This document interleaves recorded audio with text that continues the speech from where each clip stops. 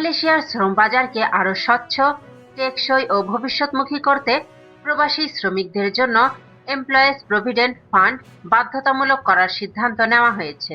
দেশটির সরকার এটিকে শ্রম খাত সংস্কারের একটি গুরুত্বপূর্ণ পদক্ষেপ হিসেবে দেখছে।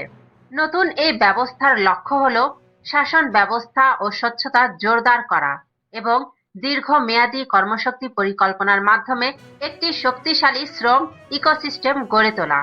বিশেষজ্ঞদের মতে এই উদ্যোগ শ্রম বাজারে শৃঙ্খলা ফিরিয়ে আনবে এবং দেশের অর্থনীতিকে আরো শক্ত ভিত্তির ওপর দাঁড় করাবে।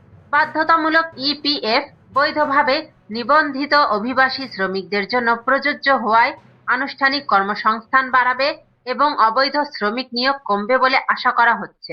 পাশাপাশি শ্রমিকদের অধিকার ও সুরক্ষা নিশ্চিত করাও সহজ হবে।